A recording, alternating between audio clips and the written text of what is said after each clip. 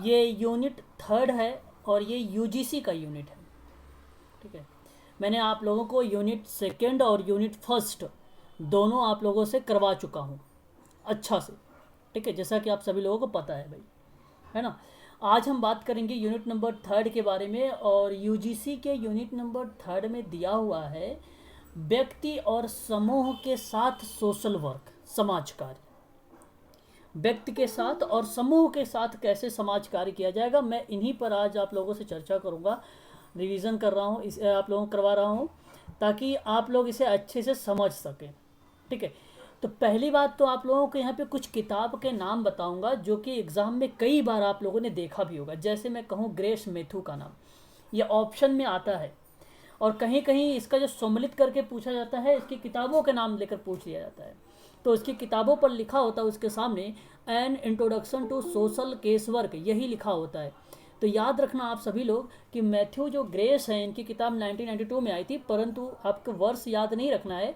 आपको याद रखना है क्या, आपको याद रखना है कि एन इंट्रोडक्शन, ठीक है, an introduction to social case work. ठीक है भाई, इंट्रोडक्शन की बात होगी तो आगे मैं बात करता हूँ पार्लियामेंट के बारे में। तो पार्लियामेंट का नाम आप सभी लोग भली भांति तरीके से जानते हैं, और पार्लियामेंट ने सोशल, सर इसमें ये टिस का क्या लिखा हुआ है, टिस का क्या रोल है?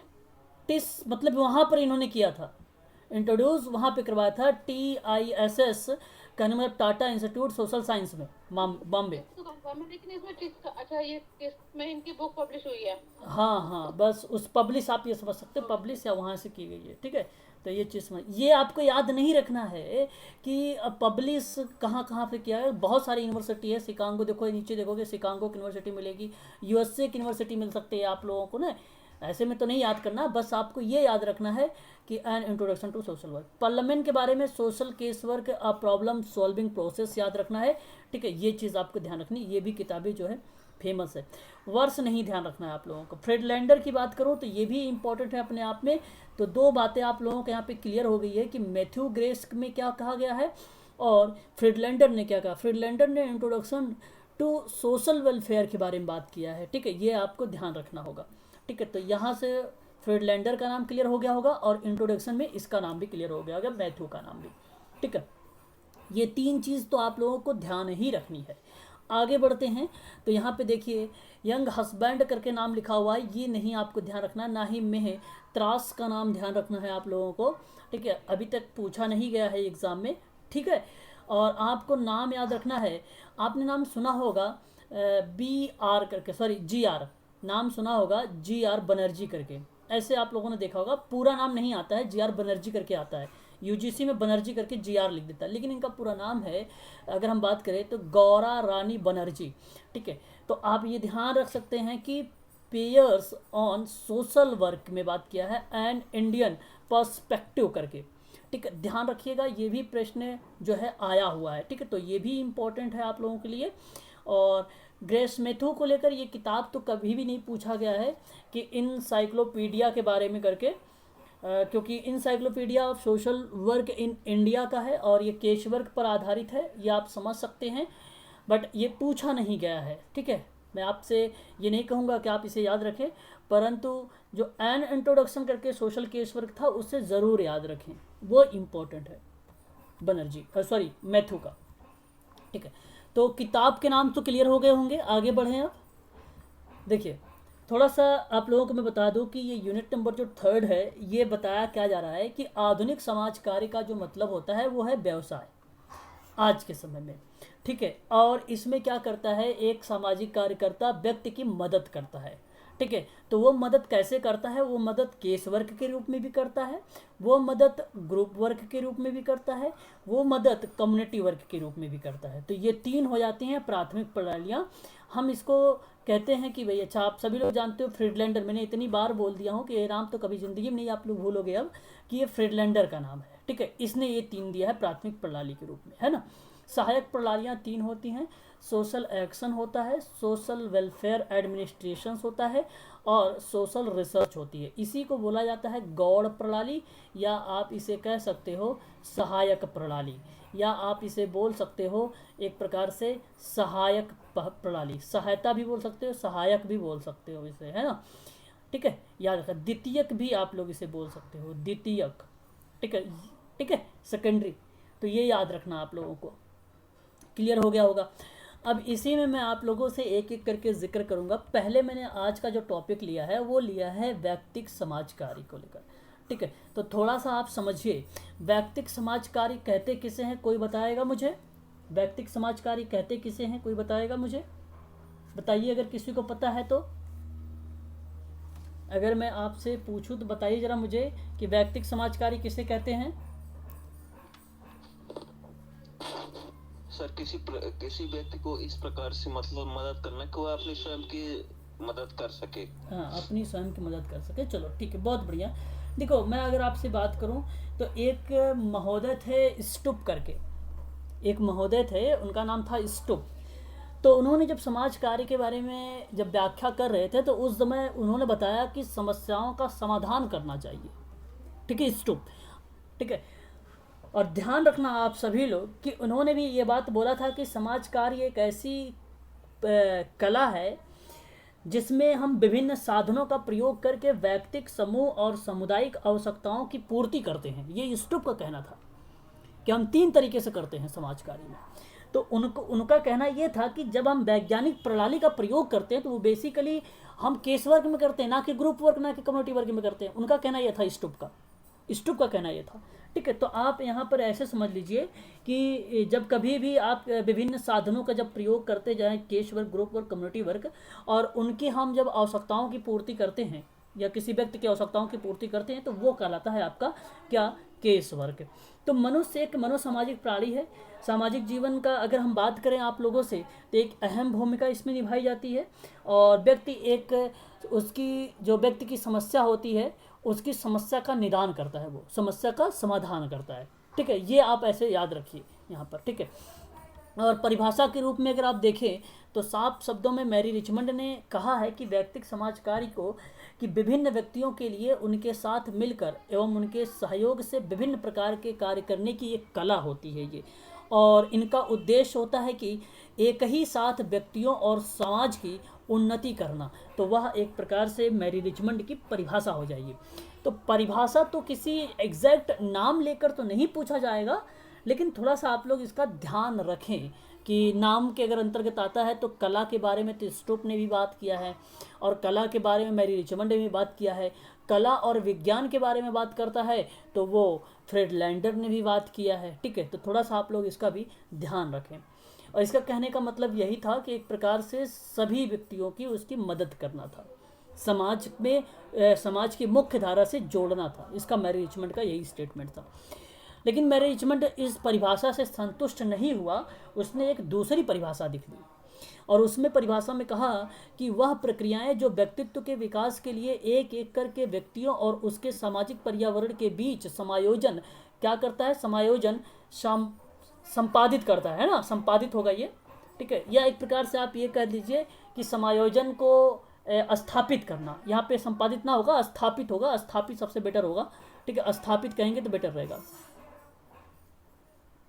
ठीक है, स्थापित, ठीक है। तो ये बात आप लोगों को ध्यान रखना होगा। वाटसन के बारे में आपको पता ही है। तो ये परिभाषाएं हैं, ठीक है। यहाँ तक तो क्लियर हो गया होगा। परिभाषाओं से कोई प्रश्न नहीं आने वाला है, आप लोग ये ध्यान रखेंगे, ठीक है भाई। चले आगे बढ़े। चलिए अब देखिए इनकी विशेषताओं के बारे में थोड़ा सा समझ लीजिए कि इनकी विशेषताएं क्या क्या हैं। कहता है कि वैयक्तिक समाज कार्य आपस में असहयोगात्मक प्रवृत्ति का कार्य करने की एक कला होती है। सामाजिक संबंधों में अधिक अच्छे समायोजन लाने की कला होती है। वैयक्तिक समाज कार्य को कुसमायोजित व्यक्ति का सामाजिक उपचार करना होता है। कहने का मतलब ये हुआ कि सहयोग की प्रवृत्ति भी विकसित करने की एक कला मानी जाती है। प्लस में एक कहता है कि भाई अधिक से अधिक अच्छे बिहेवियर में स्थापित किया जाए, ठीक है। और यह काम करना एक प्रकार की कला हो जाएगी। जितने भी असामाजिक व्यवहार है व्यक्ति के अंदर, उसको हमें दूर करना है सामाजिक उपचार के माध्यम से। तो ये भी एक प्रकार की उसकी विशेषता हो जाएगी। इस तरीके से कार्य किया जाता है केस वर्क में, ठीक है। इस तरीके से मतलब एक अच्छा बिहेवियर लाना, उसके सहयोगात्मक प्रवृत्ति को बढ़ाना, ठीक है, ठीक है ना। आगे अगर हम बात करें तो देखिए कहता है कि संतुलित व्यक्ति को असंतुलित व्यक्ति को संतुलित करने की कला भी होती है। जो वैयक्तिक समाज कार्य होता है वो मानवीय मनोवृत्तियों में परिवर्तन लाने की कला होती है। और वैयक्तिक समाज कार्य की एक प्रक्रिया जिसके माध्यम से समस्याग्रस्त जो व्यक्ति होता है उसको परामर्श देने की भी बात होती है। प्लस में कहता है कि वैयक्तिक समाज कार्य सेवार्थी के लिए समुदाय में उपलब्ध जो भी साधन होंगे उन साधनों को गतिमान करने के लिए साथ ही साथ पर्यावरण में बेहतर समायोजन करने की ये कला मान ली जाती है। ठीक है, तो ये भी एक प्रकार की उसकी विशेषताओं से प्रश्न पूछे जाते हैं एग्जाम में। ठीक है भाई, वैयक्तिक समाज कार्य सहायता मूलक कार्य होता है। वैयक्तिक समाज कार्य सेवार्थी को उसी रूप में स्वीकार करते हुए उनको जिसमें वह सहायता करने और उसके उपयुक्त उपचार करने की प्रक्रिया मानी जाए। कहने का तात्पर्य ये हुआ कि वैयक्तिक समाज कार्य में सेवार्थी को उसी रूप में स्वीकार कर लेना है आपको जिस रूप में सेवार्थी है। ठीक है, ये बात ध्यान रखिएगा। और वैयक्तिक समाज कार्य उलझे हुए व्यक्ति को सुलझाने की प्रक्रिया होती है। ये एक प्रकार की भी विशेषता है कि जो व्यक्ति उलझा हुआ है उसको सुलझाने की जो क्रियाविधि हो रही है ये भी आपका हो जाता है वैयक्तिक समाज कार्य की विशेषता। ठीक है, तो विशेषता तो क्लियर हो गया होगा कि भाई व्यक्ति को समाज की मुख्य धारा से जोड़ना और उसका सहायता करना है ना, एक प्रक्रिया के एक उपचार की प्रक्रिया के रूप में काम करना, अवांछनीय व्यवहार को कम करना, वांछनीय व्यवहार को बढ़ावा देना, यही है उसकी विशेषता। ठीक है ना, ये हो जाएगी आपकी केशवर की विशेषता। तो इसे ध्यान रखिएगा, बहुत इंपॉर्टेंट है। 10 पॉइंट्स दिए हुए हैं, 10 पॉइंट्स में से ज़रूर आप लोगों के एग्ज़ाम में देखने को मिलेंगे एक आध पॉइंट इसमें से। ठीक है, चलिए आगे हम बात करते हैं इसका। सर मैसेज आ रहा है जोड़ने के लिए सर। ओके ओके ओके, मैं स्क्रीन पर ही था। ठीक है ना, चलिए आगे बढ़ते हैं और मैं बात करूंगा अब उद्देश्य के बारे में। तो उद्देश्य की अगर मैं बात करूं आप लोगों से तो ध्यान रखिएगा कि सेवार्थी जो है मनोसामाजिक समस्याओं का अध्ययन करना और उसका समाधान करना, ये उद्देश्य बन जाएगा उसका। सेवार्थी की मनोवृत्तियों में परिवर्तन लाना, एक प्रकार से एटीट्यूड आप इसे बोल सकते हो। ठीक है, तो ये भी केशवर का उद्देश्य हो जाएगा। सेवार्थी की मनोसामाजिक समस्या की जो क्षमता है, एक प्रकार से उस समस्या का क्षमता को कम करना है। ठीक है, क्षमता को बढ़ाना नहीं होगा। ठीक है ना, उसकी समस्या की जो क्षमताएं हैं उसको कम करने की बात करता है। तो यानी समायोजन लाने की क्षमता का विकास करता है। ठीक है, याद रखना, समायोजन लाने की क्षमता का विकास करता है। सेवार्थी में आत्मनिर्णयात्मक मनोवृत्ति का विकास करना होता है। ठीक है, आगे अगर हम बात करें तो सेवार्थी को स्वयं सहायता करने के लिए मतलब आप ये सोचिए कि वो खुद अपना एक्टिविटी काम कर सके, स्वयं काम कर सके, स्वयं निर्णय ले सके, इसके लिए क्या करता है सेवार्थी कार्यकर्ता उसको मोटिवेट करता है, प्रेरित करता है। तो इसलिए आप इसे कह सकते हो सेवार्थी को स्वयं सहायता करने के लिए मोटिव करना। नेक्स्ट अगर मैं बात करूँ तो नेतृत्व की क्षमता। नेतृत्व का मतलब होता है लीडरशिप की बात कर रहा हूँ मैं। तो लीडरशिप की जो क्षमता होती है योग्यता का विकास करने से संबंधित होगा। सेवार्थी की वैयक्तिक अध्ययन होता है, तो ये भी ध्यान रखिएगा। सेवार्थी की समस्याओं का जो है सामाजिक निदान करना और उपचार करना हो जाएगा। विभिन्न सामाजिक विज्ञानों का सहारा लेने हेतु सेवार्थी की चेतना का प्रसार करना और पर्यावरण में परिवर्तन लाना और सेवार्थी की सोच। सेवार्थी ऐसे लिखा जाता है, ठीक है ना, ये वाला नहीं रहा होगा, याद रखिएगा। सेवार्थी में ये वाला रहा होगा आप लोग। ठीक है, सेवार्थी की सोच में परिवर्तन लाने का प्रयास करना। तो ये थे आप लोगों का उद्देश्य। ठीक है, उद्देश्य क्या हो सकता है भाई?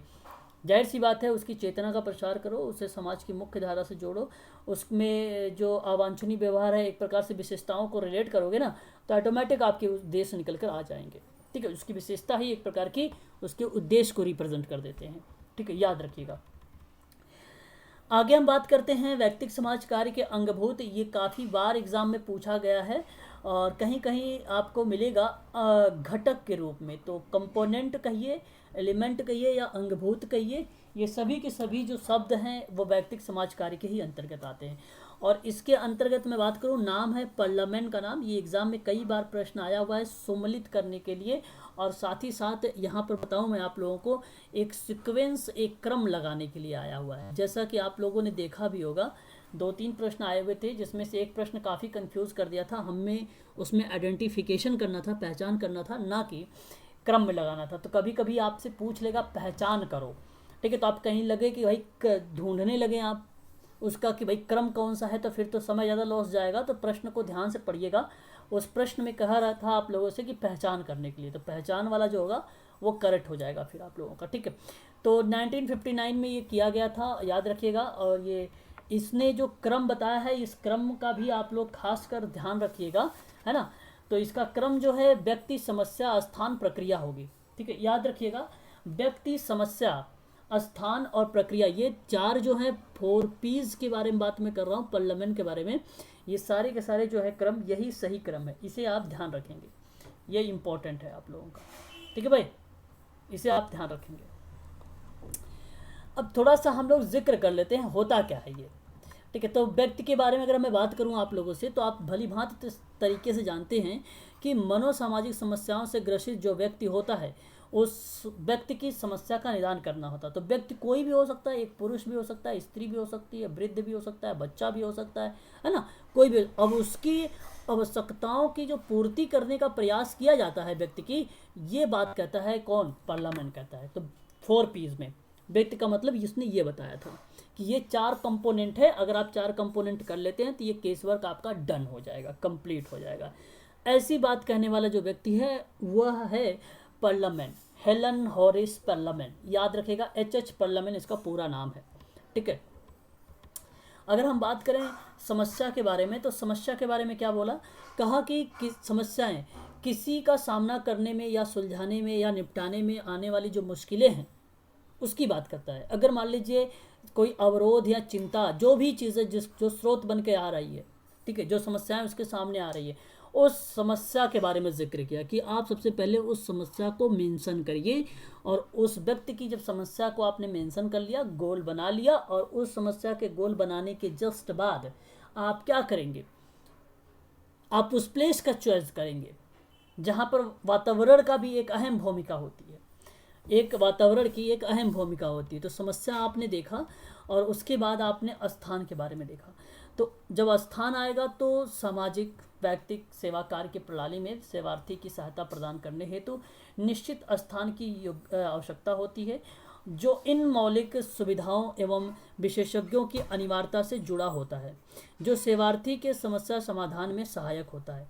साथ ही एक खास वातावरण, देखो मैंने अभी आप लोगों से चर्चा भी किया था कि एक वातावरण की अहम भूमिका होती है, ठीक है, जिसमें सेवार्थी स्वयं को अनुकूलित कर सके, इसलिए इसको इन्वॉल्व किया गया है स्थान को। तो आप ध्यान रखिएगा, सबसे पहले आपका क्या आता है, पर्सन आ जाएगा, दूसरे नंबर पर आपका क्या आ जाएगी, प्रॉब्लम आ जाएगी, तीसरे नंबर पर आपका क्या आ जाएगा, प्लेस आ जाएगा। याद रखिएगा आप सभी लोग, ठीक है। नंबर 4 की अगर मैं बात करूँ तो यहाँ पर वो आ जाता है प्रक्रिया। प्रक्रिया का मतलब होता है एक प्रकार का प्रोसेस, और अभी आप लोग देखेंगे भी प्रोसेस से इंडिविजुअल भी प्रश्न पूछ लिया जाता है कि कभी कभी कि व्यक्तिगत समाज कार्य की प्रक्रिया का क्रम बता दीजिए, ठीक है, कभी कभी ऐसे भी प्रश्न बन जाते हैं, ठीक है। अभी मैं चर्चा करूँगा उसके बारे में, प्रक्रिया के बारे में। तो यहाँ पे सिर्फ इतना ध्यान रखिए आपके कि इस प्रक्रिया का मतलब है जिसमें एक विशिष्ट परिणाम प्राप्त होता है और इन दोनों के बीच में संबंध स्थापित करना पड़ता है। तो दोनों के बीच में कहने का मतलब एक घटना हो सकती है, ठीक है, एक ऐसी कोई घटना जिसमें विशिष्ट परिणाम प्राप्त हो रहा है, ठीक है। तो इन दोनों के बीच में एक प्रकार से क्या कर रहा है, संबंध स्थापित करने की बात करता है, ठीक है। तो इस समस्या को समाधान करने के लिए जो भी प्रणाली या जो भी विधियाँ वगैरह यूज़ किया जाता है वो प्रक्रिया के माध्यम से किया जाता है, ठीक है। तो आप काम कर कैसे रहे हैं, ठीक है, प्रक्रिया का मतलब काम करने के तरीका, ठीक है, आप किस तरीके से काम कर रहे हैं, स्टार्ट किस तरीके से आपने किया है, ठीक है। तो ये हो जाएगा आपका प्रोसेस, ठीक है। तो ये 4 कंपोनेंट थे, 4 आप अंगभूत थे, और ये किसके थे, आप ध्यान रखेगा, H पार्लियामेंट के थे। अब इन्हीं समस्याओं को या इन्हीं प्रक्रियाओं को संचालित कैसे करेंगे, तो सिगमंड फ्रायड की कुल टोटल 14 मूल प्रवृत्तियाँ थी, आप सभी लोगों ने देखा भी होगा, है ना, 14 मूल प्रवृत्तियाँ थी। और ये जो 14 मूल प्रवृत्तियाँ थी रक्षा युक्तियों के नाम से जानी जाती हैं, आप ध्यान रखिएगा। तो जैसे अगर मैं बात करूँ तो एक दमन है, प्रक्षेपण है, औचित्य स्थापन है, प्रतिगमन है, प्राज्ञीकरण है, प्रतिक्रिया विधान है, विस्थापन है, उदात्तीकरण है, अंताक्षेपण है, वंचन है, निरसन है, एक्टिंग आउट है, और विसंबंधन है, पृथक्करण है। ये 14 की 14 जो है रक्षा युक्तियाँ हैं सिगमंड फ्रायड की, आप लोग इसे ध्यान रखिएगा, ठीक है भाई। चलिए आगे बढ़ते हैं, हम थोड़ा सा देख लेते हैं इसके बारे में, एक एक रक्षा युक्तियों के बारे में भी थोड़ा सा पढ़ लेते हैं, क्योंकि पहले जब 2004 से और 2011 का क्वेश्चन पेपर देखेंगे इन दोनों के बीच में, तो रक्षा युक्तियां से एक प्रश्न हमेशा पूछा गया है, और अभी भी ये ट्रेंड चल रहा है। ऐसा नहीं कि ट्रेंड ये बंद हो गया, समाप्त हो गया, कि अब ये यहाँ से प्रश्न आते नहीं, अब आते हैं। तो वो प्रश्न आता है इस तरीके से, या तो अभिकथन के रूप में आएगा ये प्रश्न, या तो आएगा आपको पॉइंट्स के रूप में, आपको वहाँ पे क्या करना पड़ता है, सत्य और असत्य को चूज करना पड़ता है, इस तरीके से प्रश्न आ जाता है, ठीक है, आता है। तो ध्यान रखिएगा, दमन एक प्रकार की मूलभूत तकनीकी है। अच्छा, ये सभी की सभी रक्षा युक्तियाँ जो है प्रक्रिया में यूज़ होती है। जब प्रक्रिया में यूज़ होंगी तो हम एक प्रकार से कह सकते हैं कि ये सभी जो प्रक्रियाएं हैं वह एक तकनीकी के रूप में आती हैं। ठीक है, तो चिंता से मुक्त होने के लिए व्यक्ति इसका प्रयोग करता है। ठीक है, जाहिर सी बात है। और इसके अंतर्गत व्यक्ति चिंता उत्पन्न करने वाले जो विचार को अचेतन में डाल देता है। तो इसमें जो है कष्टकर स्मृतियाँ, अच्छा स्मृतियाँ मतलब भूलना, विस्मृति का मतलब होता है भूलना। ठीक है, याद रखिएगा, स्मृति मतलब होता है याद करना। तो स्मृतियाँ भूलना जो होती है अंतर्निहित हो जाती हैं। तो इसमें व्यक्ति अचेतन स्तर पर रहते हैं और जो फोबिया के कारण हो सकता है, मतलब कहने का ये रहा कि जैसे फोबिया विभिन्न प्रकार की बीमारी है, जैसा कि आप सभी लोग जानते हैं। ठीक है, तो फोबिया के जो बीमारी पर बताई जा रही है वह एक प्रकार की चीज़ें बताती है कि उसके अंदर दमन की प्रक्रिया आ गई है। ठीक है, और इसी को निदान करना है तो व्यक्तिगत समाज कार्य में तकनीकी के माध्यम से इसको क्या किया जाता है, समाप्त किया जाता है उसके अंदर। ठीक है, और ध्यान रखना यहाँ पर इसे आप कह भी सकते हैं वाक संकलन भी। तो अगर कभी प्रश्न मिले कि वाक संकलन दमन करके अगर ना दे, वाक संकलन शब्द लिख दे, तो भी आपको कुछ सोचना अलग नहीं है।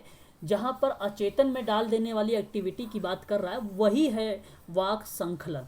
ठीक है, याद रखिएगा ये भी पॉइंट इंपॉर्टेंट है। ठीक है, बाकी अगर आप देखेंगे ये एग्जाम्पल के माध्यम से तो आप बहुत आसानी से समझ जाएंगे। देखिए यहाँ पे लिखा भी है कि शराब के प्रभाव से कोई व्यक्ति अपने मित्र की हत्या करने का प्रयास करता है और फिर उसको होश आने पर वह उस व्यवहार को याद नहीं कर पाता है कि उसने अपने मित्र के साथ कैसा व्यवहार किया था। तो यह क्रियाविधि जो है दमन के अंतर्गत आ जाती है। यह क्रियाविधि किसके अंतर्गत आ जाती है भाई, दमन के अंतर्गत आ जाती है। तो क्या ये क्लियर हो गया दमन क्या चीज़ है, एक बार स्पष्ट करिए, मुझे क्लियर करिए, बताइए एक बार। चलो बहुत बढ़िया है, अगर समझ में आ गया है तो आगे हम बात कर लेते हैं प्रक्षेपण के बारे में। और प्रक्षेपण आप भली भांति तरीके से जानते हैं, मैंने कमेंट ग्रुप में कई बार इससे संबंधित क्वेश्चन भी आप लोगों को प्रोवाइड किया है, दिया भी है। ठीक है, प्रक्षेपण वह एक महत्वपूर्ण रक्षा युक्ति है जिसमें एक बेईमान व्यक्ति भी यह दावा करता है कि वह ईमानदार है तथा दुनिया में बहुत बेईमान मौजूद हैं। तो दूसरों पर दोषारोपण या प्रक्षेपण करना एक प्रकार से यह रिप्रेजेंट कर देता है कि प्रक्षेपण एक प्रकार की रक्षा युक्तियाँ हैं। तो व्यक्ति का अवांछनीय प्रयोजन के द्वारा समायोजन लाने का तरीका होता है ये भी। ठीक है, तो कोई एक व्यक्ति है दावा करता है भाई कि मैं ईमानदार हूँ या वह ईमानदार है, वो सोचता है कि दुनिया में बहुत बेईमान है और मैं ईमानदार हूँ, इस तरीके का एक्टिविटी। या किसी पर दोषारोपण लगा दे कि मैं इसकी वजह से, अच्छा वजह नहीं कह सकते, ठीक है वजह नहीं कह सकते, आप कहें कि भाई मैंने ये काम नहीं किया, कोई ये व्यक्ति जो है ये इसने काम किया है, कोई असामाजिक व्यवहार है, मैंने ये काम नहीं किया है, ये व्यक्ति दूसरे ने किया है। ठीक है, झूठ बोलना एक प्रकार से आप यहाँ पे कह सकते हैं।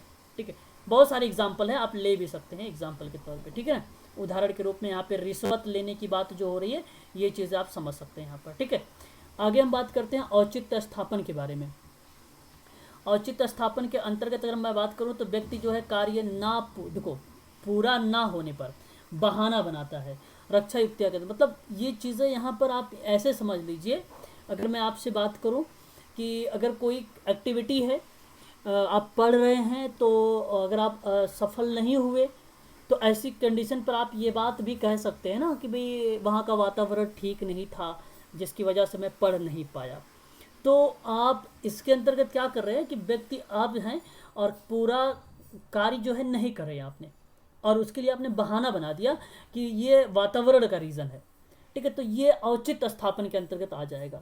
ठीक है भाई, तो याद रखिएगा आप लोग यहाँ पर। प्रतिगमन की अगर मैं बात करूँ आप लोगों से, तो प्रतिगमन पुराने में वापस जाने की बात करता है। संकटपूर्ण स्थिति में व्यक्ति अनुकूल के पिछले रूप में वापस लौट सकता है। तो घर में नया बच्चा आने से परेशान होकर 5 वर्ष का बच्चा, मैंने आप लोगों से कई बार एग्जाम्पल में ये बोला भी हूँ आप सबसे कि अगर मान लीजिए कोई बच्चा है छोटा से और कोई दूसरा छोटा बच्चा आता है, तो वो जिस तरीके से बिहेवियर करता है उसी का देखकर दूसरा बच्चा भी बिहेवियर करने लगता है, तो उसे बोलते हैं हम लोग प्रतिगमन के रूप में। ठीक है, तो वह कौन सी प्रतिक्रिया में पहुंच गया है, प्रतिगमन की प्रतिक्रिया में पहुंच गया है। ठीक है, तो इसे भी आप लोग ध्यान रखिएगा थोड़ा सा। प्रतिगमन इम्पोर्टेंट है और एक दमन इंपॉर्टेंट है। अभी मैंने बताया ना आपको, दमन बताया है, प्रतिगमन बताया है, और आपका प्रक्षेपण बता दिया, और आपका औचित्य स्थापन बता दिया। ठीक है भाई, तो ये चीज़ आप ध्यान रखिएगा। और आगे हम बात करते हैं यहाँ पर, तो एक शब्द और देख रहे हैं आप लोग, प्राज्ञीकरण रक्षा युक्तियाँ। आपको बताऊं, ये भी प्राज्ञीकरण भी एक महत्वपूर्ण रक्षा युक्ति है, और प्राज्ञीकरण का जो संबंध है वो बौद्धिक प्रक्रिया से अत्यधिक प्रयोग में लाई जाती है। किसमें? बौद्धिक प्रक्रिया में ये अत्यधिक प्रयोग में लाया जाता है, इसका भी आप लोग खास कर ध्यान रखिएगा। तो बौद्धिक प्रक्रिया का जो प्रयोग किया जाता है, अगर मैं बात करूँ तो अभिव्यक्तियों के अनुभव का परिहार करने के लिए, ठीक है ना। तो ये चीज़ आप कह सकते हो। जैसे में आप देखिए यहाँ पे लिखा हुआ है कि बौद्धिक प्रक्रिया का अत्यधिक प्रयोग में लाना, और या रक्षा युक्तियाँ तर्क संगत। अब तर्क संगत मतलब वही रिप्रेजेंट करेगा, बौद्धिक वाला है, तर्क शक्ति का प्रयोग करता है। और इसमें कहा जाता है कि जो प्राज्ञीकरण का प्रयोग करते हैं वो प्रतिगमन के द्वारा चिंता घटाई जा सकती है। और एक शिक्षित बेरोजगार युवक देश में अत्यधिक बेरोजगारी दर की चर्चा कर सकता है, और वह उस समस्या की गहराई की चर्चा करता है क्योंकि वह स्वयं उस समस्या का सामना कर रहा है। ठीक है भाई, तो ऐसी कंडीशन पे आप तुरंत सोच लेना, यह एक प्रकार का बौद्धिक प्रक्रिया है जहाँ पे तर्क दे रहा है अपनी, और ये कहलाती है आपकी प्राज्ञीकरण कहलाती है। तो ये भी एक प्रकार की रक्षा युक्ति ही मानी जाती है सिगमंड फ्रायड की। ठीक है, इसे भी आप लोग ध्यान रखिएगा। नीचे एग्जाम्पल वगैरह दे रखा है, अगर मैं डीप में चला जाऊंगा तो समय ज़्यादा हो जाएगा, इसलिए मैं आप लोगों को थोड़ा सा बता रहा हूँ, आप लोग उसका ध्यान रखिए बस। ठीक है, आगे अगर मैं बात करूँ, प्रतिक्रिया विधान होता है, इसका संबंध आवेग और भावना या विचार या उसके विपरीत रूपांतरित करने से होता है। ठीक है, प्रयोजन विरोध से समायोजन करने का प्रयास होता है। अच्छा आक्रमण ही सबसे अच्छी सुरक्षा होती है। ठीक है, अब यहाँ पर थोड़ा ध्यान से समझिएगा एग्जाम्पल के माध्यम से, कि एक काम भावना से ग्रसित व्यक्ति भी खुले में आने पर अपना उद्दीपन की निंदा करता है। ठीक है, तो ऐसी कंडीशन पर हम इसे बोलते हैं प्रतिक्रिया विधान। ठीक है, याद रखिएगा, इसे हम क्या बोलेंगे? प्रतिक्रिया विधान बोलेंगे। आगे अगर मैं बात करूँ विस्थापन के बारे में, तो विस्थापन क्या होता है कि विस्थापन व्यक्ति में जो होता है मूल लक्ष्य को लेकर भिन्न भिन्न उद्देश्यों को बारे में बात करता है। विस्थापन व्यक्ति का एक मूल लक्ष्य होता है जो अलग अलग उद्देश्यों को क्या कर देता है? प्रतिस्थापित करता है। लेकिन ध्यान रखना आप लोग कि जो मुख्य लक्ष्य होता है उसमें कोई बदलाव नहीं करता है। ठीक है, वह आप परिवर्तित ही रहता है। ठीक है, तो ऐसी कंडीशन पे जब कोई व्यक्ति क्रोध या कुंठा की बात करता है, क्रोध या कुंठा से की बात करता है, तो वहाँ पर क्या कर देता है? जो क्रियाविधि करता है क्रोध या कुंठे में, वो क्रियाविधि कहलाती है विस्थापन के रूप में। जैसे उदाहरण के रूप में समझिए, कार्यालय में किसी कर्मचारी के किसी महिला ने उपहास किया है, तो वह अपने क्रोध का अन्यंत्र ना निकाल पाने पर, ठीक है, वह कारण निकालता है घर पर। जैसा कि आप लोग समझ गए होंगे अब विस्थापन के बारे में। बात समझ गए मेरी? विस्थापन क्या है वो बताइए। नहीं समझे? एक बार बताइए जरा, नहीं समझे तो समझा दूं। हाँ सर, जैसे ऑफिस का गुस्सा घर पे निकाल देते हैं। हाँ, किसी घर पे निकाल जैसे ऑफिस का गुस्सा घर पे आके निकाल देते हैं। हाँ, सही, बस वही चीज़, वही है। एक प्रकार से आपका क्या हो जाएगा? विस्थापन हो जाएगा। ठीक है, यही होता है विस्थापन। ठीक है, बहुत बढ़िया। चलिए आगे हम बात करते हैं उदात्तीकरण के बारे में। और उदात्तीकरण क्या होता है? उदात्तीकरण का मतलब ये होता है सबसे अधिक रचनात्मक रक्षा युक्ति में से एक मानी जाती है उदात्तीकरण, और सामाजिक दृष्टि से आपत्तिजनक लक्ष्य को स्वीकार्यता में बदलता है।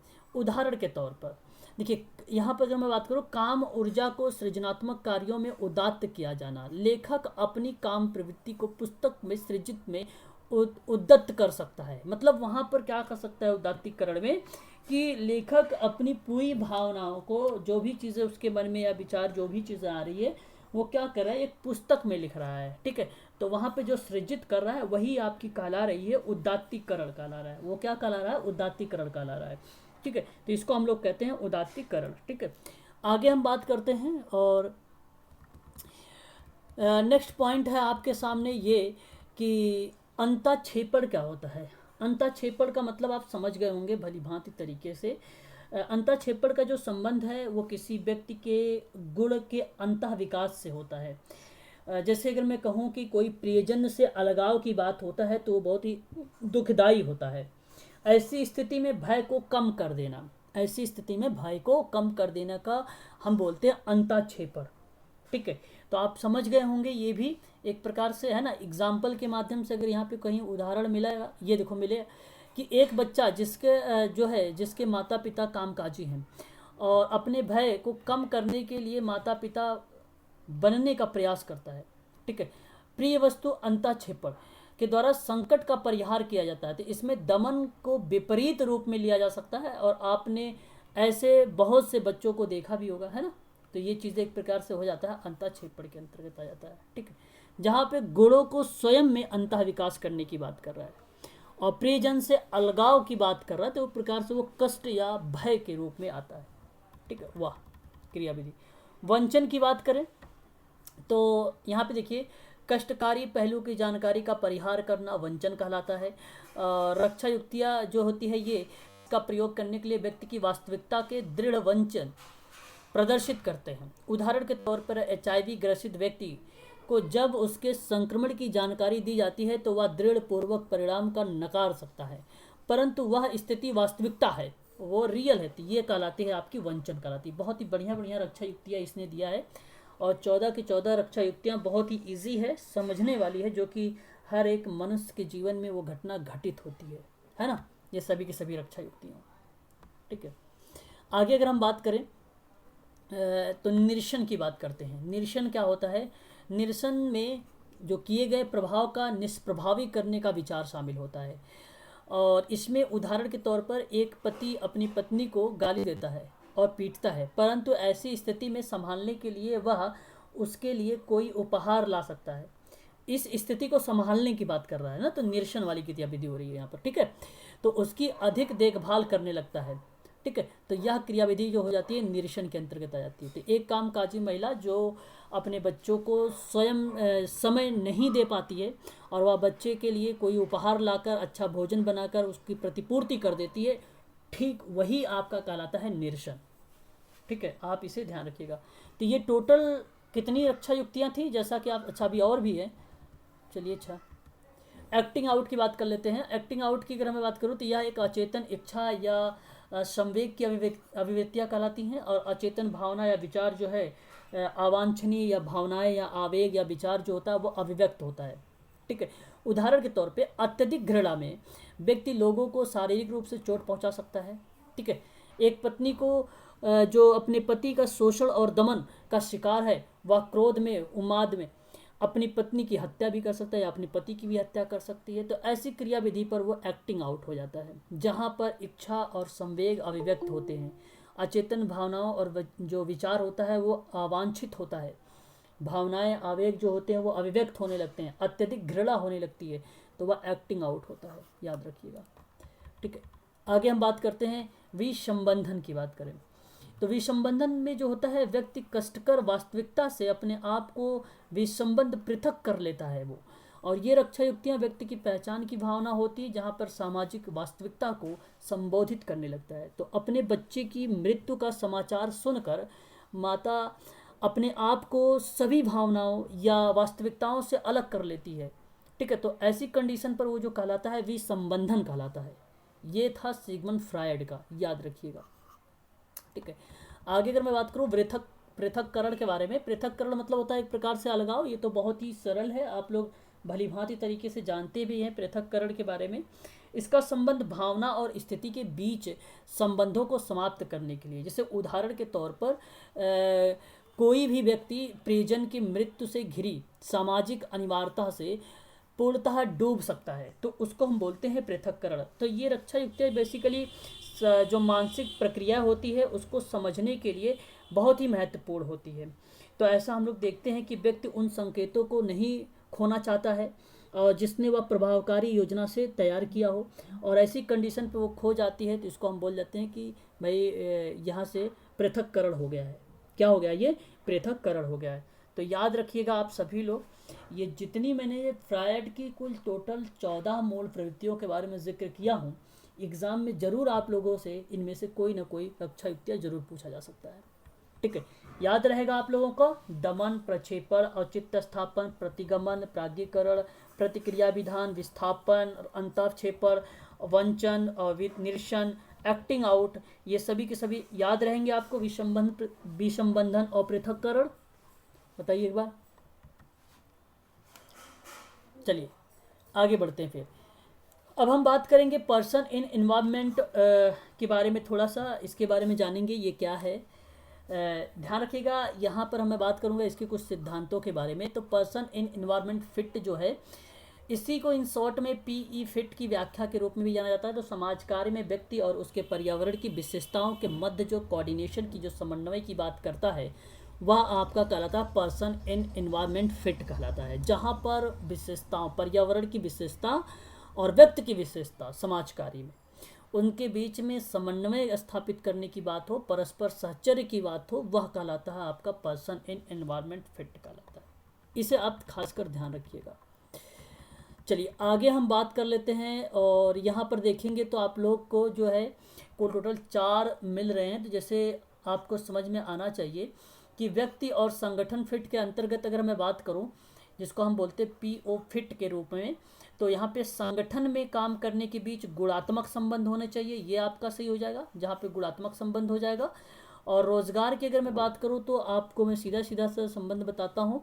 तो यहाँ पर आप देखिए, रोजगार तथा काम के प्रति संतुष्ट को जो दर्शाना, ताकि कार्य को छोड़ ना सके, तो वह एक प्रकार का आपका कहलाएगा पीजे फिट कहलाता है एक प्रकार से। तो ये भी आप ध्यान रखना, रोजगार फिट हो जाएगा। और ये समूह में और व्यक्ति के साथ फिट, यानी ग्रुप में जो है व्यक्ति का सामंजस्य होना चाहिए, और व्यक्ति के साथ सामंजस्य सही होना चाहिए। एक प्रकार से पर्यावरण में ना सामंजस्य, समन्वय बनाने की बात करता था। रोजगार में समन्वय बनाने की बात कर रहा है, संगठन में समन्वय बनाने की बात कर रहा है, समूह में समन्वय बनाने की बात कर रहा है, व्यक्ति के साथ समन्वय बनाने की बात कर रहा है। तो वही है आपका ये person in environment fit model.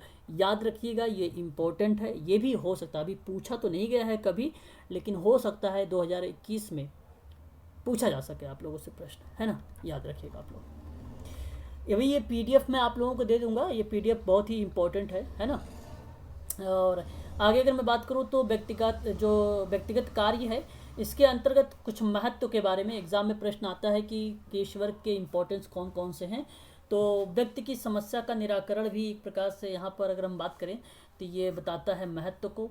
फिर सुधार करने का प्रयास भी केस वर्क के महत्व को बताता है, व्यक्ति के अंदर सुधार करना है।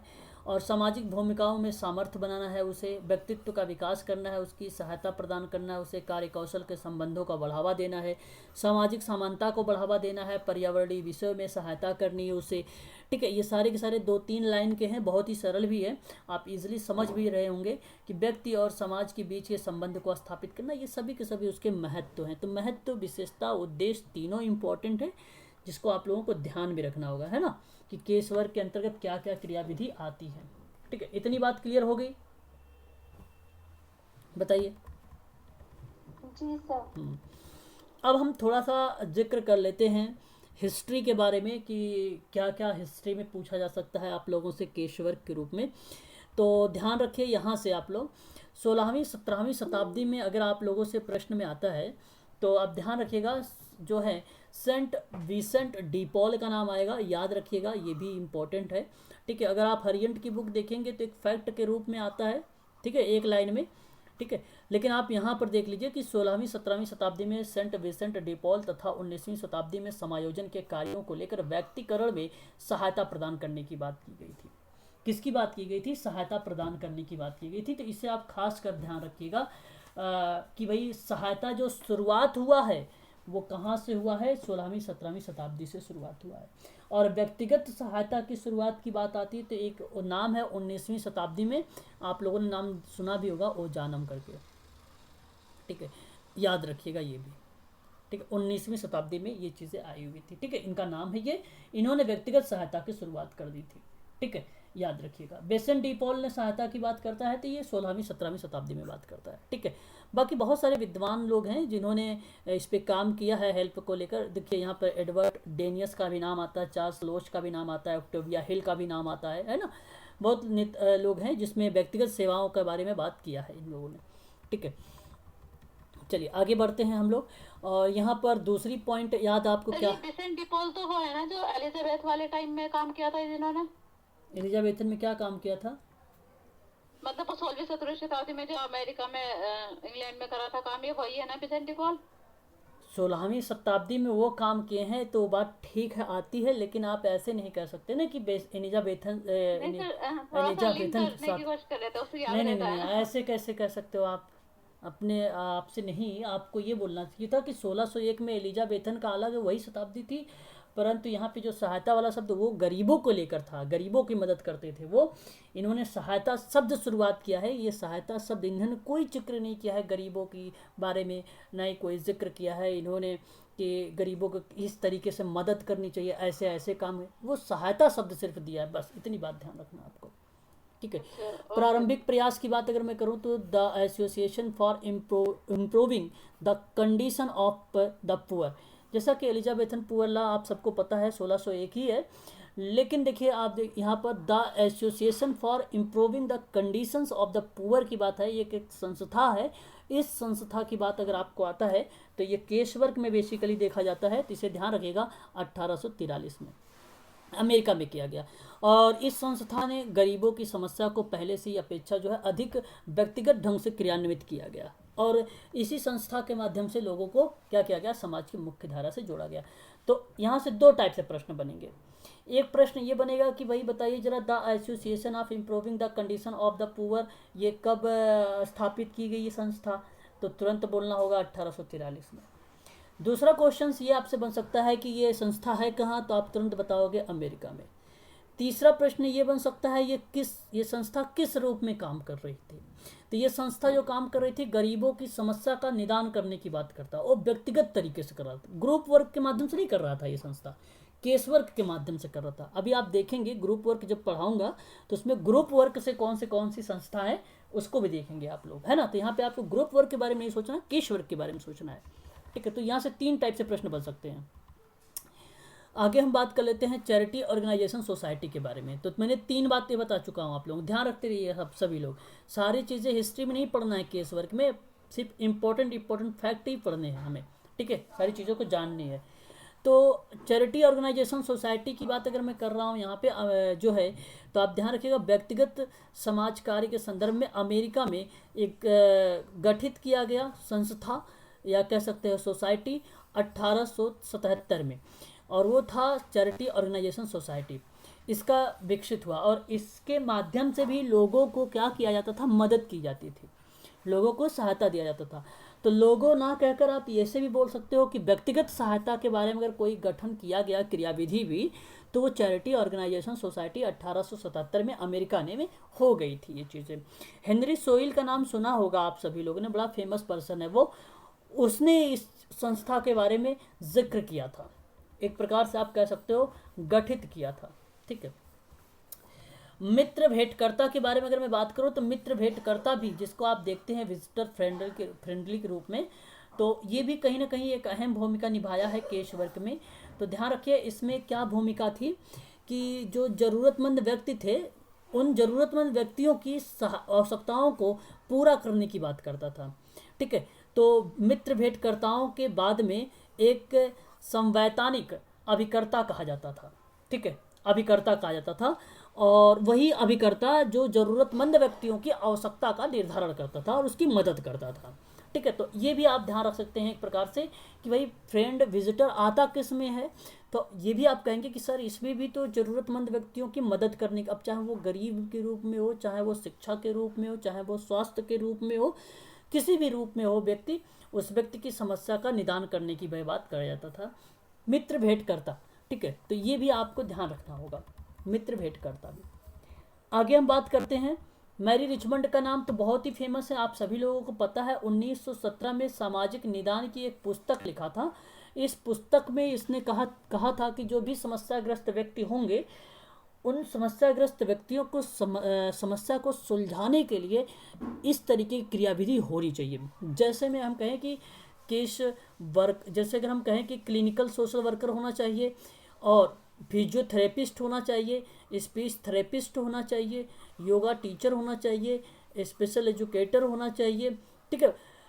कि किसी व्यक्ति की समस्या का समाधान करने के लिए इतने सारे विशेषज्ञ होने चाहिए। अच्छा, इतने ही नहीं हैं, बहुत सारे हैं, ठीक है, मैनेजमेंट वाला बहुत सारा है।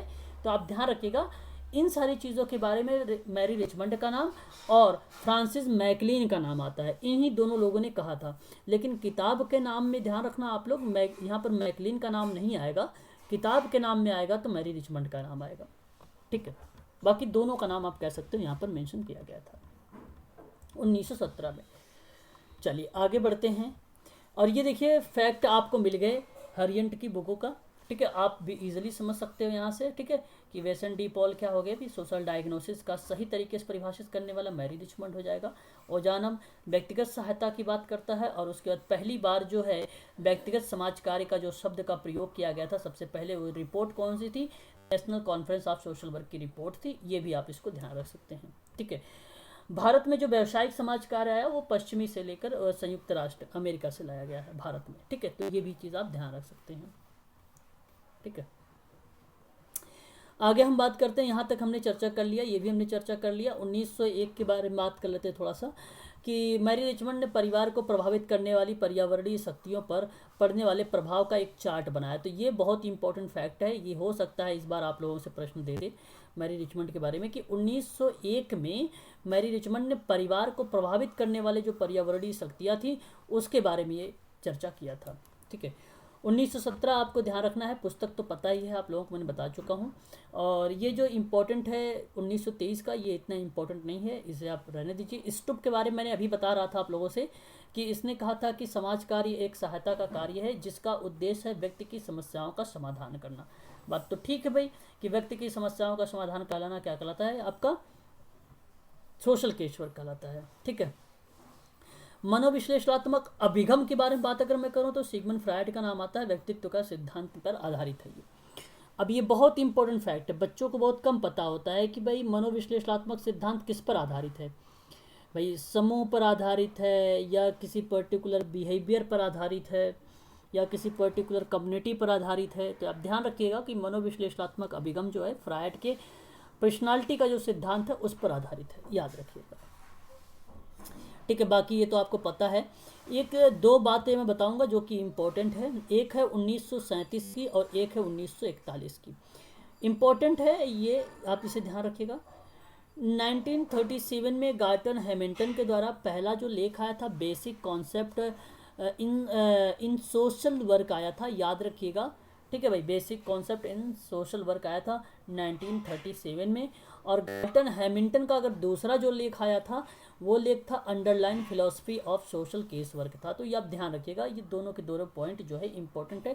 Underline philosophy of social case work से प्रश्न बनाए गए हैं। Basic concept in social case work भी आप कह दीजिए तो ठीक रहेगा, यहाँ पर केस वर्क लिख लीजिए, ठीक है। तो ये भी उसी का आया हुआ था, ठीक है। तो ये भी इम्पोर्टेंट ही हो जाएगा, है ना। चलिए अब ये क्या है भाई, अच्छा एक बात और मैं बताना चाहूँगा कि 1920 में जो फ्रॉइडियन मनोविज्ञान है उनकी एक वही पुस्तक का नाम है फ्रॉइडियन मनोविज्ञान, है ना। इन्होंने 1920 में प्रकाशित हुआ था। तो इसमें व्यक्तिक समाज कार्य पर गहरा प्रभाव पड़ा था। कब? 1920 में, ठीक है, याद रखिएगा इसे भी, ठीक है। चलिए आगे बढ़िए और हम बात कर लेते हैं 1940 की बात। और 1940 कहीं कहीं बुकों में 1941 भी मिल जाता है, लेकिन आप ध्यान रखिएगा 1940 ही इग्नू की बुक का है ये, है ना, तो ध्यान रखिएगा। और ये व्यक्तिक समाजकारी जो होता है एक ईगो, मतलब ईगो साइकोलॉजी। आपने नाम सुना होगा अन्ना फ्रायड का नाम, अन्ना फ्रायड का नाम सुना है आप लोगों ने, बताइए। हाँ, अन्ना फ्रायड जी इसके बारे में बात किया है 1940 के बारे में, इसका आप खास कर ध्यान रखिएगा, ठीक है भाई। चलिए आगे हम बात कर लेते हैं नेक्स्ट पॉइंट पर, सिद्धांत के बारे में। बीस्टिक ने सिद्धांत दिए थे, कब दिए थे कौन बताएगा? वर्ष कौन बताएगा भाई, बताइए वर्ष, बीस्टिक का वर्ष बताइए।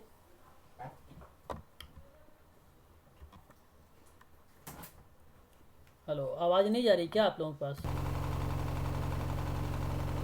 थोड़ा सा होल्ड रखिए आप सभी लोग, है ना।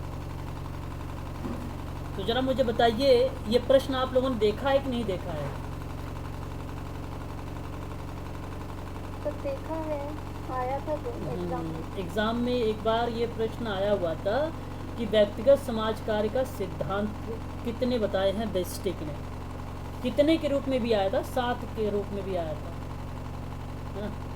ये 7 हैं, ये जो आप देख रहे हैं, का, ख, गा, घा, ना इसको बोलते हैं, अंगा आप लोग नहीं बोलेंगे, इसको ना बोलते हैं, चा और छ, है ना। ये 7 है ना। ठीक है भाई, आवाज़ वगैरह क्लियर है मेरी? बताइए जरा एक बार। जी सर। सर सिद्धांत के बारे में तो ऐसे ही आते हैं क्वेश्चन कि 7 सिद्धांत कितने दिए हैं, ये कितने दिए हैं, ऐसे ही आते हैं। ऐसे सिद्धांत आते हैं, वो आपके अलग हैं।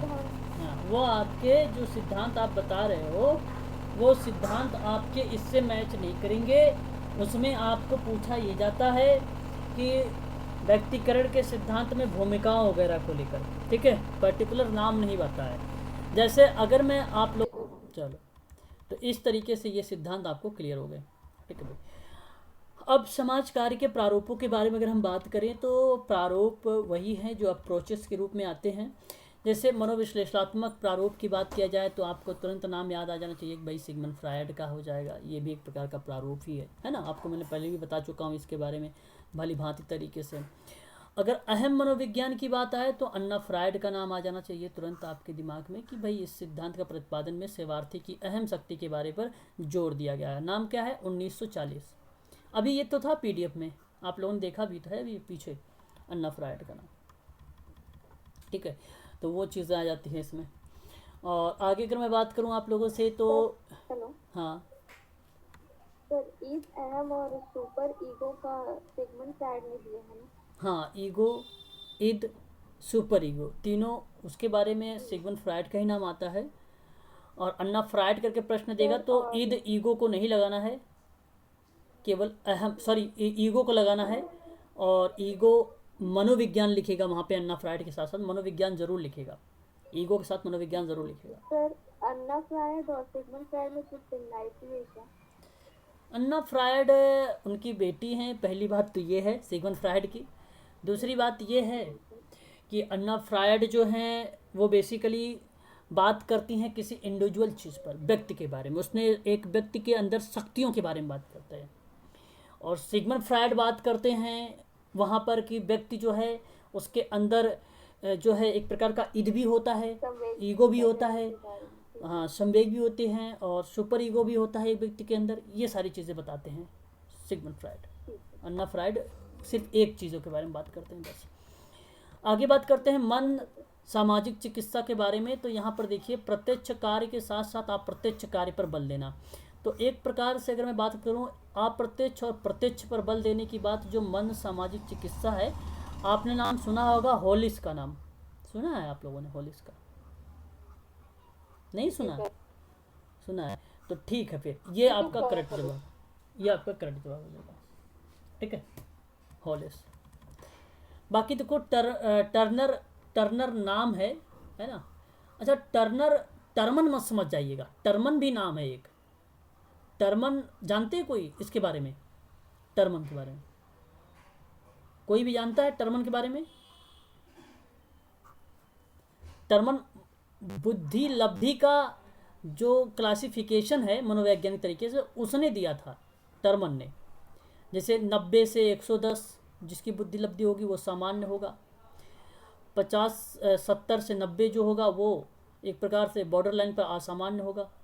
इस तरीके की जो चीज़ें बताएगी, 110 से लेकर 120 तक जो होगा वो क्रिएटिव होगा, सृजनात्मक बालक होगा। इस IQ लेवल जो होता है, IQ लेवल, ये टर्मन है, ये टर्मन ने दिया है, ठीक है। टर्नर अलग है, टर्मन अलग है, ठीक है।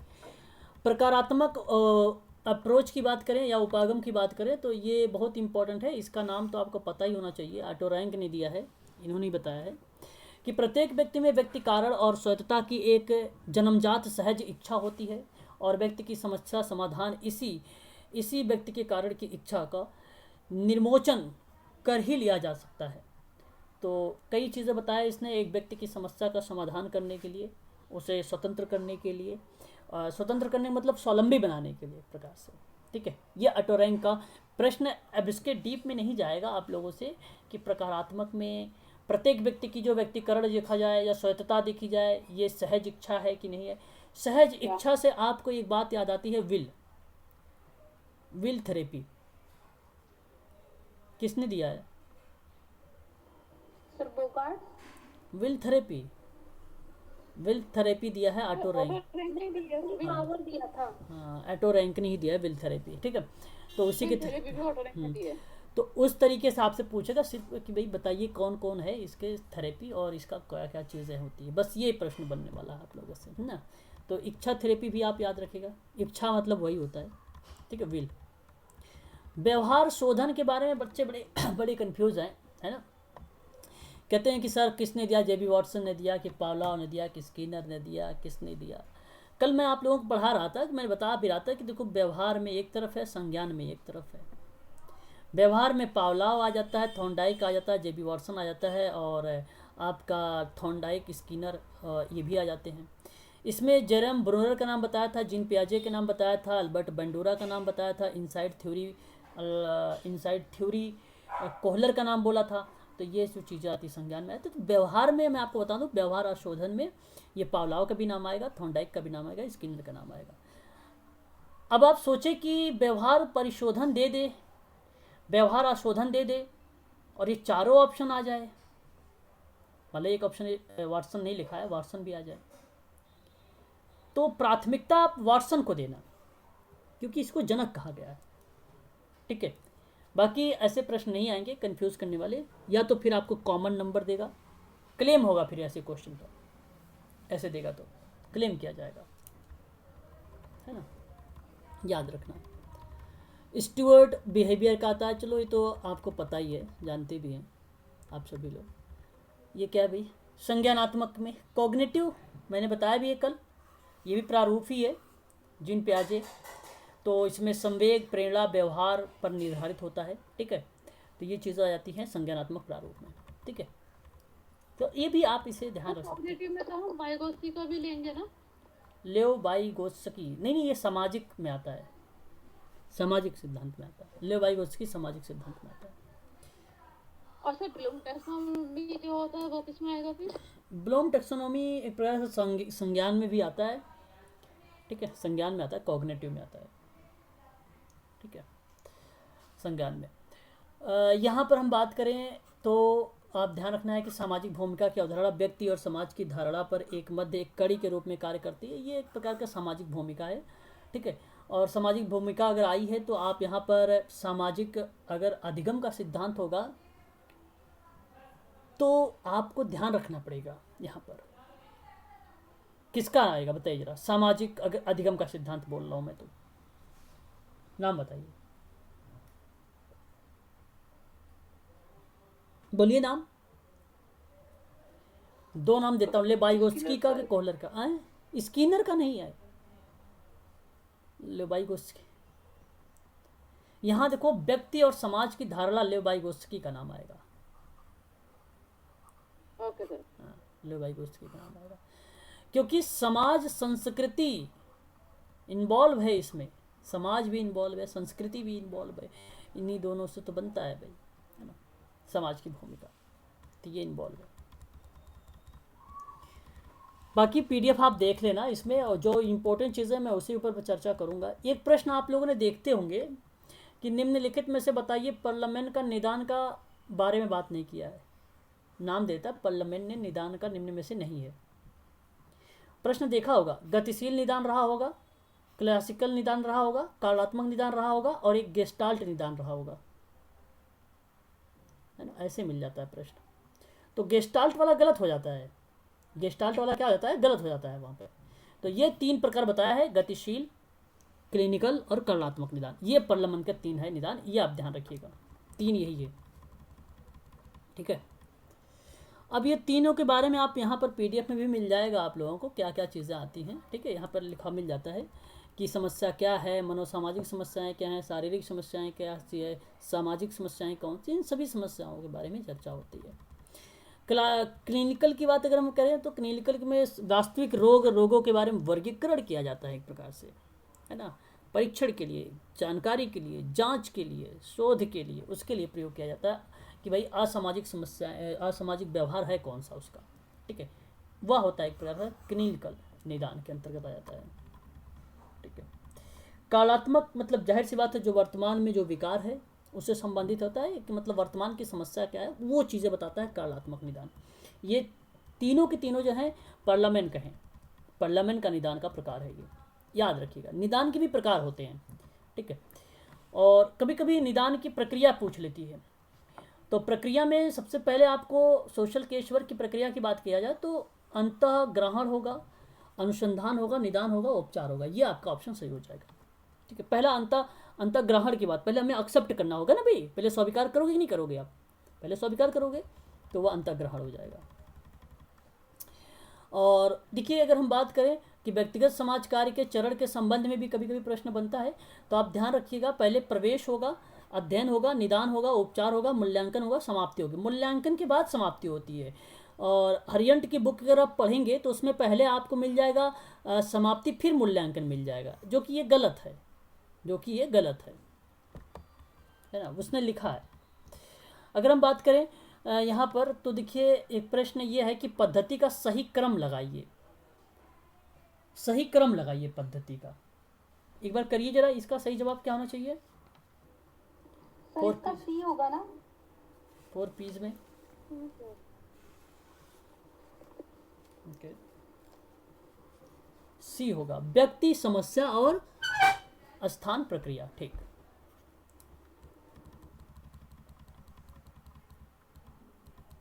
चलिए तो ये चीजें हैं, है ना। चलिए ये तो प्रश्न कर ही लोगे, पूर्वानुमान लगाना पहले होता है। चलिए ये देखो है चरण, चरण में सबसे पहले आप देखिए यहाँ पर क्या लिखा हुआ है, भर्ती। भर्ती का मतलब क्या होगा? प्रवेश, हाँ भाई। अध्ययन, निदान, उपचार, सेवा की समाप्ति और मूल्यांकन। देख रहे हो ये आप देख रहे हैं किसकी बुक है? हरियंट की। परंतु आपको ऐसा नहीं करना है, पहले मूल्यांकन करना है, उसके बाद ये आपको यहाँ पे लिखना है सेवा की समाप्ति। इंग्लिश में था इग्नू की बुक में, ठीक है, इसलिए मैंने लिया नहीं उस पीडीएफ को, है ना, ठीक है। अब यहाँ पर आप देख सकते हैं, ठीक है। सर ये जो सारा कंटेंट है ये इग्नू का है क्या? इग्नू का भी है, उत्तराखंड का भी मिलेगा। अभी कई बुक से बनाई जाती है ना, पीडीएफ पे कंटेंट दिया जाता है ताकि आप इजीली कर सके, समझ जाए। इग्नू का भी है, उत्तराखंड का भी है, ठीक है। भर्ती और प्रवेश की बात करें तो सबसे पहले भर्ती होती है, प्रवेश होती है, वही चीज़ें हो जाएगा, आप इजीली समझ जाते हैं इसके बारे में। डीप में नहीं आने वाला है, क्रम वगैरह ही पूछा जाएगा, है ना। फिर उसके बाद अध्ययन आता है, और अध्ययन की हम बात करें तो अध्ययन में क्या काम करोगे भाई? उसकी मनोसामाजिक समस्याओं को देखेंगे ना, वही देखते हैं ना आप लोग, मनोसामाजिक समस्या ही वही अध्ययन कहलाता है आपका, है ना, वो अध्ययन हो जाएगा। और व्यक्तिगत अध्ययन के बाद आप कौन सी क्रिया करेंगे? निदान की प्रक्रिया करेंगे। निदान मतलब उस व्यक्ति की समस्या क्या है, उसके निदान के लिए आप प्लानिंग करते हैं। और जैसे ही ये निदान की प्रक्रिया आपको मिल जाती है तो उसके बाद आप उसको कहाँ पर चले जाएंगे? आप मूल्यांकन की प्रतिक्रिया पे चले जाएंगे। और मूल्यांकन की प्रतिक्रिया करने के बाद कि बच्चा कितना सीखा, कितना नहीं सीखा, क्या कमी रह गई, क्या कमी रहेगी, वहाँ से फिर एक चक्र के रूप में चलाते हैं। और यदि आप समझ गए कि सफल हो गया तो वहाँ पे आप क्लास को समाप्त कर देते हैं मूल्यांकन के बाद। और फिर प्रतिपुष्टि लेते हैं आप, फिर आप क्या लेते हैं? प्रतिपुष्टि लेते हैं, ठीक है। तो ये क्रम याद रखिएगा, क्रम से क्वेश्चंस कई बार आए हुए हैं। निदान की प्रक्रिया वही है पार्लियामेंट का, यहाँ पर थोड़ा सा एक एक लाइन में दिया हुआ है कि क्या कहते हैं भाई, जिसको समस्या का समाधान वर्तमान में खोजा जाए उसे गतिशील। कर्णावेशी का मतलब होता है भूतकालीन में घटनाएं जो घटित हुई है, ठीक है, वो चीज़ हो जाएगी। उपचारात्मक में क्या हो जाएगा? परिस्थिति जन स्थितियों को देखने की बात हो जाएगी, ठीक है, ये हो जाता है आपका इसमें, है ना। उपचार का भाई उद्देश्य हो जाता है, उपचार का उद्देश्य क्या है, यही सारी चीज़ें, ठीक है। तो बस ये इतना ही है और आगे कुछ है नहीं इसमें, है ना। उपचार के बारे में कुछ स्टेटमेंट भी मिल जाएगा, तो मैं थोड़ा सा कल उपचार के बारे में पढ़ा दूंगा, ज़्यादा बचा नहीं है, 5-6 पेज और हैं। और उसके बाद मैं आप लोगों से ग्रुप वर्क के बारे में बताऊंगा कल, ठीक है। आज के लिए बस इतना ही, ठीक है ना।